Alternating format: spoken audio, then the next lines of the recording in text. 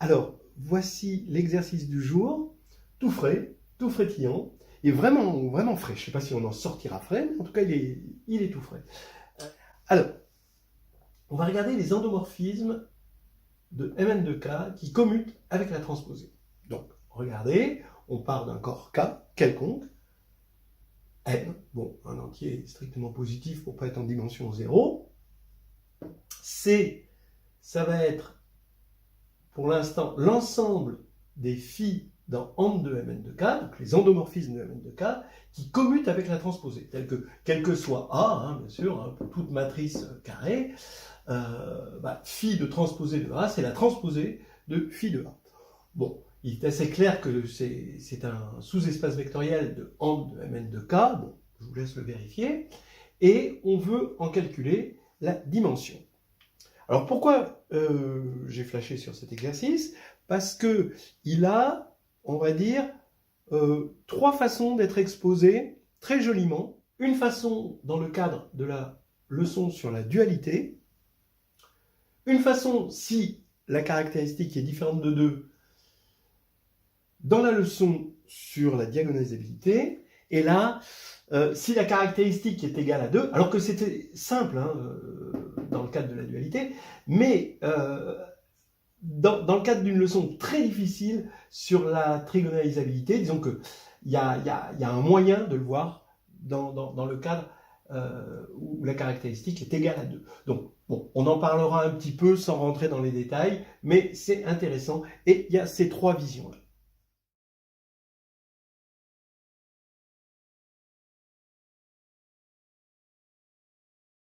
Alors, le grand 1, je vais regarder sous l'angle de la dualité.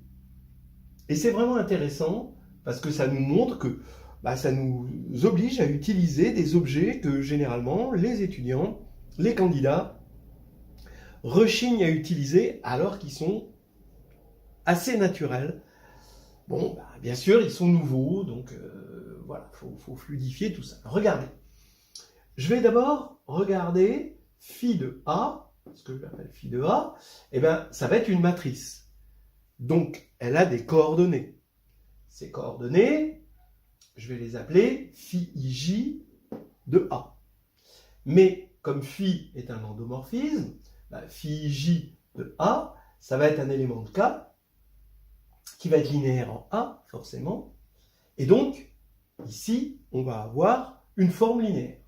Donc, ce que je suis en train de dire, c'est que la donnée d'un endomorphisme de Mn2K est équivalente à la donnée de N2 formes linéaires sur Mn2K, j'ai nommé les phi ij. Voilà. Et donc, on va attaquer sous cet angle-là. Donc, qu'est-ce que ça veut dire que phi de A transposé égale à transposé de phi de A? Ça veut dire que pour les phi ij de A transposé, c'est égal à phi ji de A. D'accord? Puisque la transposée, ça va transformer la coordonnée ij en la coordonnée ji. Regardons maintenant, ça nous donne N2 équations. Les N2 équations, vous vous doutez bien qu'elles vont se diviser en deux. Il va y avoir la diagonale qui a un statut particulier, et ce qui est à l'extérieur de la diagonale, qui va avoir un autre statut. Donc regardez la diagonale, c'est-à-dire si I égale J. Alors on a phi ii de A transposé égale phi ii de A pour tout A. Ce qui veut dire, ce qui est équivalent à dire que phi ii de A transposé moins A est égal à 0 parce que phi i est linéaire.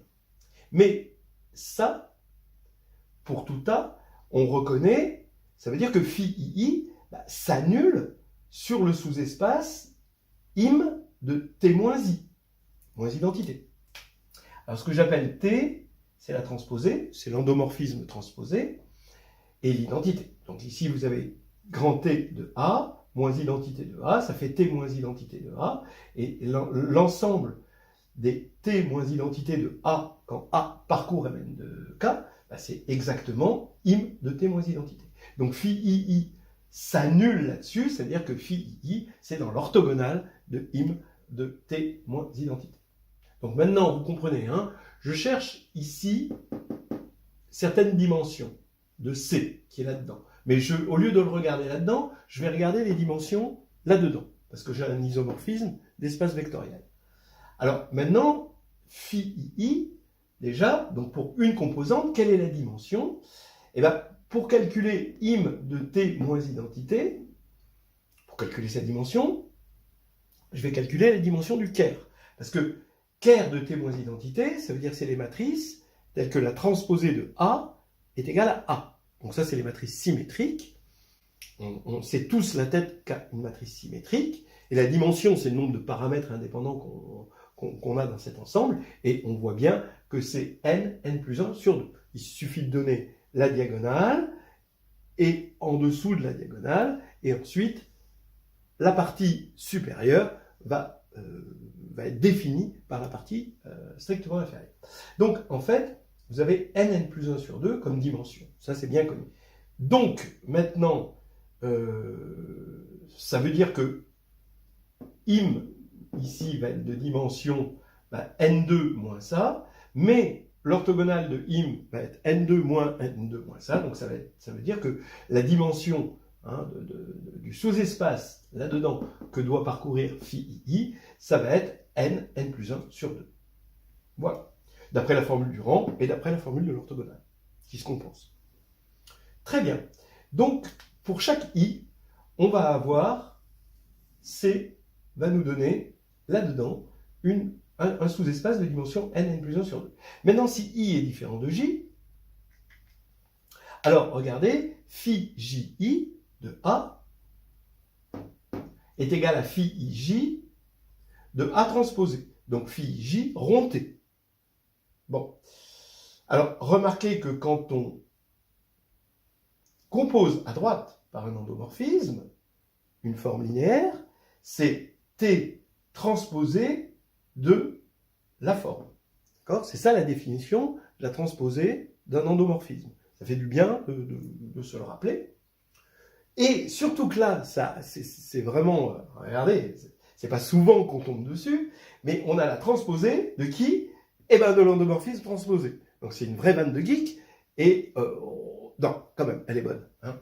Donc c'est pas souvent qu'on a ça, hein, la transposée de l'endomorphisme transposé. Je suis lourd là? Bon, peut-être. Alors, ok, donc bref, ce que je veux dire, ici, de A, hein, de A. Et donc ça veut dire que ça est égal à ça. Ça veut dire que si je me donne phi ij quelconque, alors phi ji est entièrement déterminé par phi ij. Donc ça y est, il suffit que je me donne des phi ii qui vérifient la bonne chose, on a la dimension, et il suffit que je me donne des phi ij pour i strictement supérieur à j, et ça induira, et je peux les prendre quelconques, et ça induira les phi ji, hein, toujours pour i strictement supérieur à j. Voilà. Donc, en tout, la dimension, regardez, pour i, il va parcourir de 1 à n, donc il y a n éléments phi i, qui parcourt un espace de dimension, on a dit n plus 1 sur 2, plus, eh bien, chaque couple ij ici, pour i différent de j, donc il y en a n-1 sur 2, qui va parcourir un sous-espace. Et là, eh bien, il suffit de se donner donc phi j, donc on est dans mn de k étoile qui est de dimension n2. Hein. Donc là, on a quartier libre, on a n2. Donc la dimension totale, c'est n fois n plus 1 sur 2, plus n facteur de n-1 sur 2, fois n2.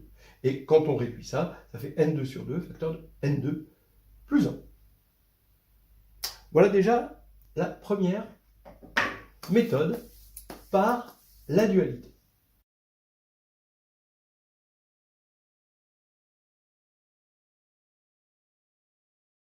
Alors, méthode 2, qui utilise la diagonalisabilité. On est en caractéristique, cette fois-ci, différente de 2. L'endomorphisme transposé est un endomorphisme involutif. Ça veut dire que T2 moins identité égale 0.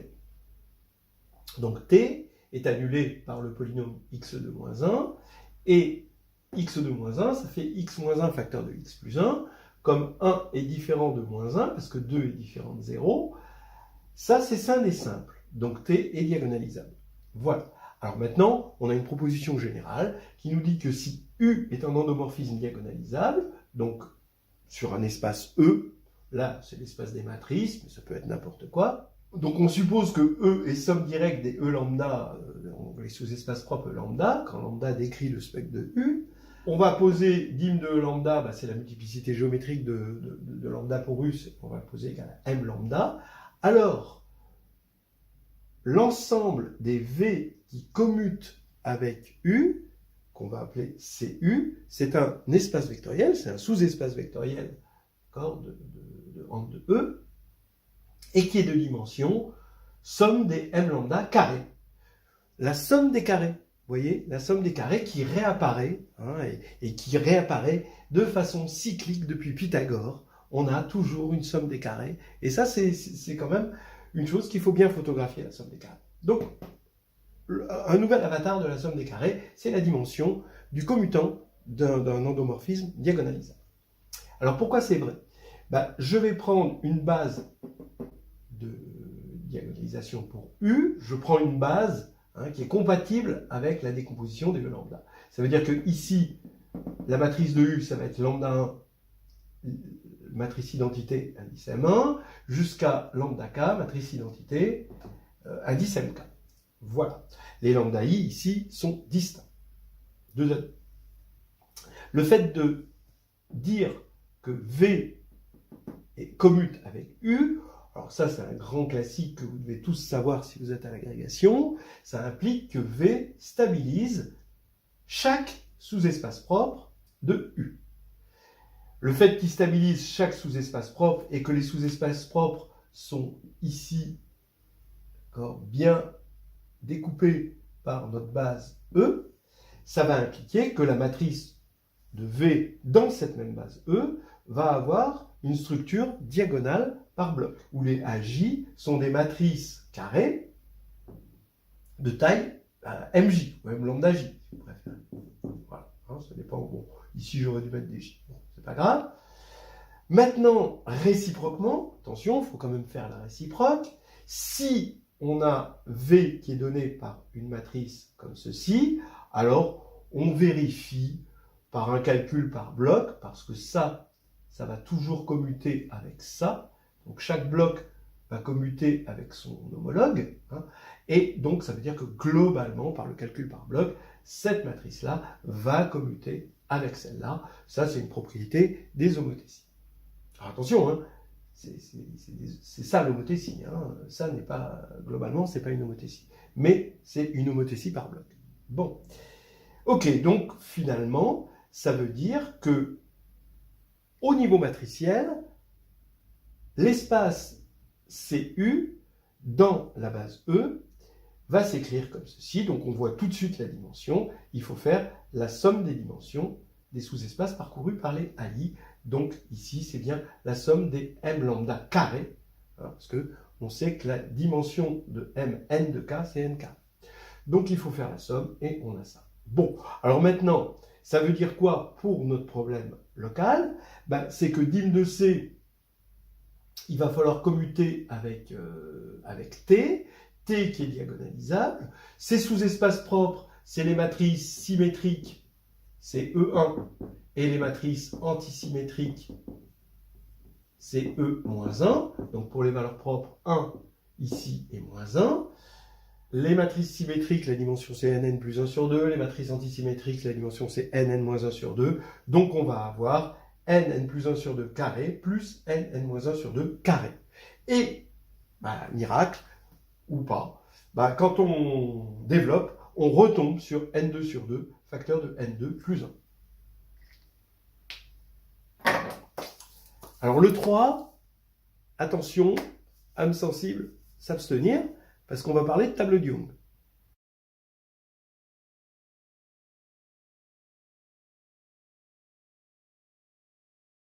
Alors, nous voici rendus au troisième volet.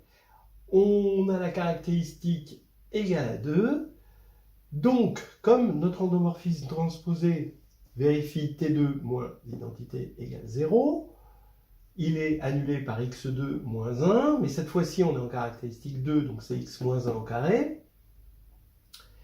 Et donc, là, il est plus, on ne peut pas estimer qu'il est diagonalisable, mais en revanche, il est trigonalisable, parce qu'on a un polynôme annulateur qui est scindé. Donc, regardons déjà la matrice 0, 1, 1, 0, qui est la base, finalement, de l'involution, hein, pour nous. Elle est semblable à 1, 0, 1, 1. Alors, pourquoi? Bon, on peut s'en convaincre. D'abord, elle est trigonalisable, puisqu'elle est annulée par x-1 au carré. Voilà, x de moins 1, donc x-1 au carré, on est en caractéristique 2. Et sa seule valeur propre possible, c'est 1. Donc, elle est trigonalisable avec 1. Elle n'est pas égale à la matrice identité. Donc, on sait que forcément, si on n'a pas, on ne peut, il est impossible d'avoir 0 ici. Ça ne peut pas être semblable. D'accord? Parce que la matrice identité, elle commute avec tout. Donc, si c'était semblable, ce serait égal. Donc, ici, il faut mettre un epsilon différent de 0, mais cet epsilon différent de 0 peut toujours se ramener, d'après la théorie des blocs de Jordan, à 1. Donc, on reconnaît le bloc de Jordan J2 pour la valeur propre 1. Donc, ça, c'est la taille de 2 et la valeur propre. Voilà donc que cette matrice est donc semblable à J2 de 1. Maintenant, quand on va écrire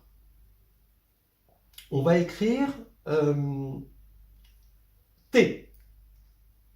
Dans la base, l'endomorphisme T, dans la base des EIJ.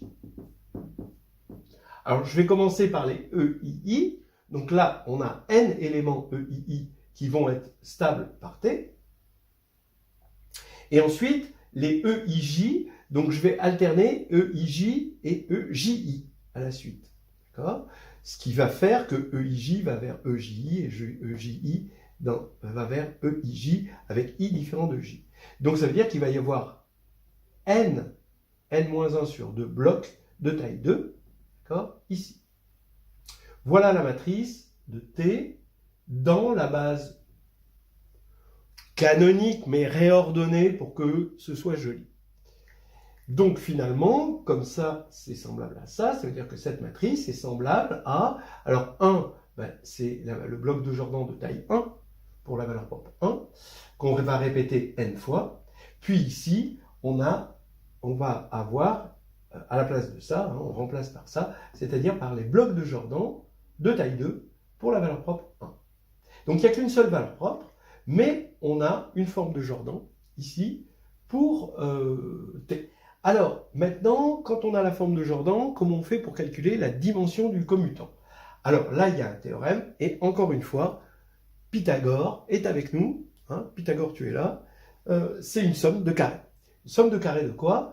Eh bien, de lignes pour le tableau de Young associé à T. Donc, il va y avoir... Alors, ça peut être des fois des lignes, des fois des colonnes du tableau de Young. Ça dépend. Les tableaux de Young, il y a plusieurs... selon la littérature, les conventions ne sont pas les mêmes. Mais bon, là, il n'y a qu'une seule valeur propre, lambda égale 1.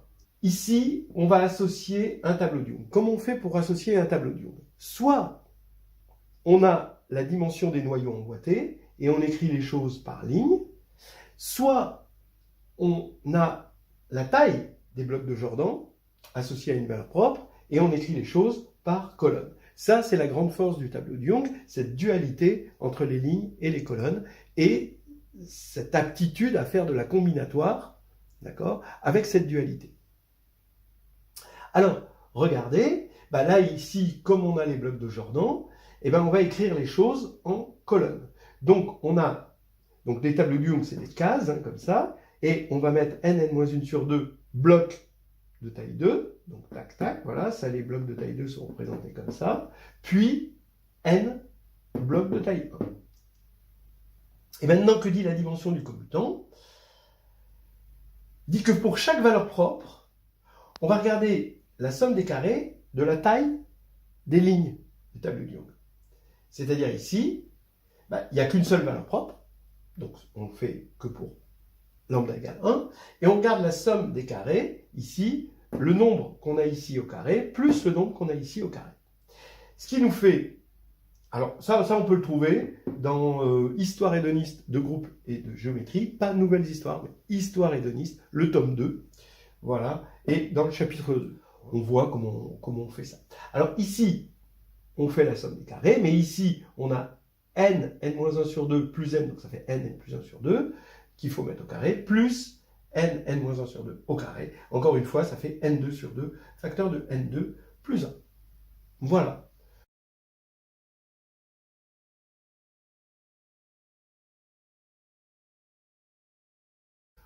On a vu de 3 manières différentes le même résultat.